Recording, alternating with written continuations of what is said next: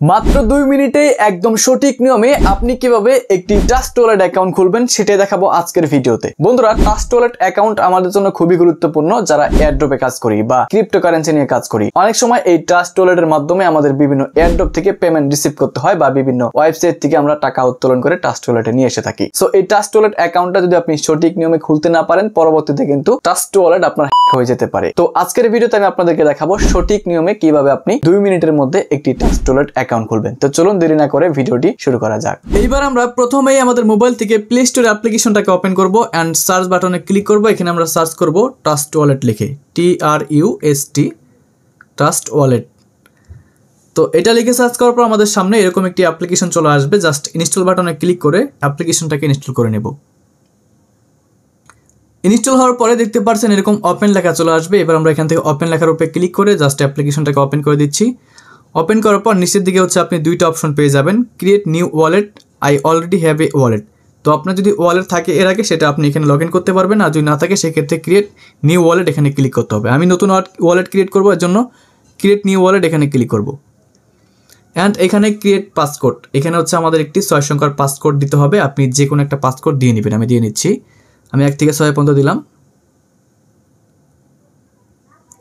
তো আপনি যে কোনো একটা দিয়ে নেবেন। দেন হচ্ছে আপনি চাইলে মোবাইলের ফিঙ্গারপ্রিন্ট দিতে পারেন, আমি মতো দিয়ে দিচ্ছি। দেওয়ার পর জাস্ট দেখতে পাচ্ছেন এখানে কেপ আপ উইথ মার্কেট। তো আমরা এখান থেকে স্কিপ দিয়ে দিচ্ছি। স্কিপ দেওয়ার পর উপরের দিকে দেখতে পারবেন দুইটা অপশন রয়েছে, সিক্রেট প্রেস অ্যান্ড সুইপ বেটা। তো আমরা এখান থেকে অবশ্যই সিক্রেট প্রেস দিয়ে অ্যাকাউন্ট খুলবো, এর জন্য ক্রিয়েট অপশনে ক্লিক করব।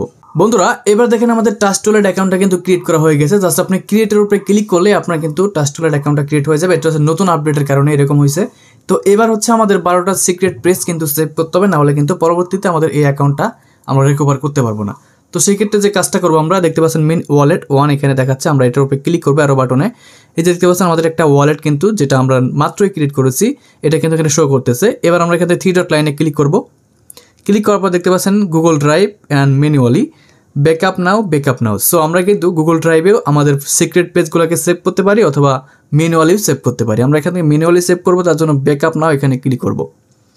ক্লিক করার পর 2টা টিক মার্ক করে দিচ্ছি এখানে। করার পর নিচের দিকে কন্টিনিউ বাটন রয়েছে, এখানে ক্লিক করতে হবে। সো কন্টিনিউ বাটনে ক্লিক করার পর এখানে আপনি 12টা সিক্রেট প্রেস পেয়ে যাবেন। সো এই 12টা সিক্রেট প্রেস আপনি স্ক্রিনশট দিয়ে রাখবেন অথবা অন্য একটা মোবাইল দিয়ে ছবি তুলে রাখবেন। তো আমি স্ক্রিনশট দিয়ে রাখতেছি। তো বন্ধুরা, এটা জাস্ট স্ক্রিনশট তো হবে না, যদি আপনার কাছে অন্য একটা মোবাইল থাকে সেক্ষেত্রে ছবি তুলতে পারেন। আর যদি অন্য একটা মোবাইল না থাকে সেক্ষেত্রে আপনি 12টা ওয়ার্ড একে একে করে আপনি সিরিয়াল বাই সিরিয়াল আপনি আপনার খাতায় লিখে নেবেন। ঠিক আছে, লেখার পর জাস্ট এখান থেকে কন্টিনিউ বাটনে ক্লিক করতে হবে। কন্টিনিউ বাটনে ক্লিক করার পর এখানে হচ্ছে আপনাকে 4টা অপশন কিন্তু মিলাইতে হবে। এখানে হচ্ছে 1 নম্বরে কী ছিল বা 4 নম্বর কী ছিল, 7 নম্বর কী ছিল, 10 নম্বর কী ছিল, এখানে আপনাকে তারা প্রশ্ন করবে। আপনি জাস্ট খাতায় দেখে দেখে আপনি এখানে সিলেক্ট করে দেবেন। ঠিক আছে, তো আমি সিলেক্ট করে দিচ্ছি। তো আপনি যখন সিলেক্ট করে দেবেন তখন নিচের দিকে এরকম কনফার্ম লেখা চলে আসবে, জাস্ট কনফার্মে ক্লিক করতে হবে। তো কনফার্মে ক্লিক করার পর দেখতে পাচ্ছেন এখানে কিন্তু ম্যানুয়ালি যে আমরা অ্যাক্টিভ করলাম এটা কিন্তু এখানে অ্যাক্টিভ দেখাচ্ছে। তো আমরা কিন্তু ব্যাকআপটা করে নিয়েছি, ম্যানুয়ালি অ্যাক্টিভ দেখাচ্ছে। আপনি চাইলে গুগল ড্রাইভে ওটাকে সেভ করতে পারবেন। ব্যাকআপ না হয়ে ক্লিক করে আপনি চাইলে গুগল ড্রাইভে সেভ করে রাখবেন আপনার জিমেলে, তাহলে পরবর্তীতে আপনি গুগল ড্রাইভ থেকেও কিন্তু ব্যাকআপ করতে পারবেন। আশা করি আমি যেভাবে দেখাচ্ছি আপনি জাস্ট ম্যানুয়ালি এই যে আপনার সিক্রেট প্রেস থাকে 12টা, এটা জাস্ট আপনি খাতায় লিখে নেবেন।